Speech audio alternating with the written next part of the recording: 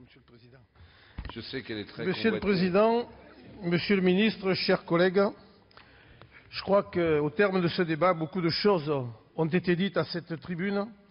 Je voudrais simplement apporter le témoignage de ce que représente pour mon département, le Gard, le désengagement de l'État. À ce jour, 409 millions d'euros, c'est le montant cumulé des dettes entre 2004 et 2009 que l'État doit au Conseil général du Gard. Depuis plus de 10 ans, l'État nous a transféré des dettes correspondant à des droits individuels. Ce transfert, je me souviens à l'époque, M. Copé nous avait dit qu'il sera compensé à l'euro près. Pour l'instant, et pour l'année 2009, il nous manque 85 millions d'euros, dont 65 millions d'euros de dotation d'État au titre du RSA, de l'APA et de l'aide aux handicapés. Tout ce que nous avons construit depuis 1982, date de la mise en œuvre des premières lois de décentralisation, est en train d'être anéanti. L'aide aux personnes âgées, financée lors de son instauration pour 50% par l'État, 50% par le département. C'est aujourd'hui à 70% par le Conseil général. Il nous a fallu également suppléer l'État dans le cadre de recrutement des agents de la direction départementale de l'équipement. En effet, 2 ou 3 ans avant que les transferts se fassent, tous les postes étaient gelés. Il manquait du personnel dans toutes les subdivisions. Nous avons dû alors, que c'était encore le rôle de l'État, procéder à 2 vagues d'embauche, la première fois pour recruter 8 agents et la seconde pour en recruter une quinzaine.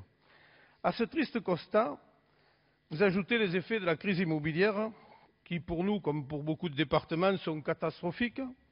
Chez nous, il nous manque 22 millions d'euros issus des droits de mutation pour l'année 2008-2009. Les départements meurent à petit feu. Je lisais un article tout à l'heure dans un journal, une vingtaine ne savent pas comment ils vont pouvoir boucler leur budget.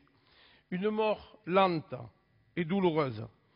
Dans le département du Gard, dont je suis le premier vice-président, nous avons dû réaliser 21 millions d'euros d'économies. Si les associations sportives, culturelles, sociales ont vu toutes leurs subventions diminuer, sachez qu'aucun secteur n'est épargné, que ce soit le secteur économique ou l'agriculture qui souffre énormément en ce moment, que ce soit les secteurs relevant de la compétence générale ou de nos compétences facultatives.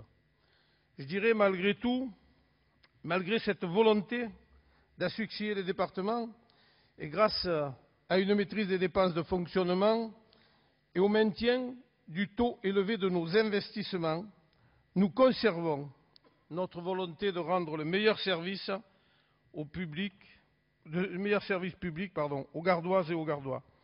Nous maintenons nos actions d'accompagnement de la naissance jusqu'à la fin de la vie et nous soutenons l'économie de notre département de 160 à 180 millions d'euros d'investissement. Nous nous sommes donc efforcés de bâtir un budget équilibré et sain, alors que les contraintes que vous nous imposez tendent à nous faire renoncer. Fort heureusement, dans le Gard, notre dette est inférieure à la moyenne nationale et ne comporte surtout aucun emprunt toxique, ce qui nous a permis de maintenir le statu quo fiscal. Je pense que l'on ne parle pas assez souvent de ces emprunts toxiques qui vont contraindre beaucoup de collectivités à avoir des problèmes importants. Mais je dirais, Monsieur le Ministre, pour combien de temps et qu'en est-il des autres départements qui se sont laissés, comme je le disais il y a deux secondes, berner par les banques avec des emprunts toxiques? Merci, Monsieur Dumas.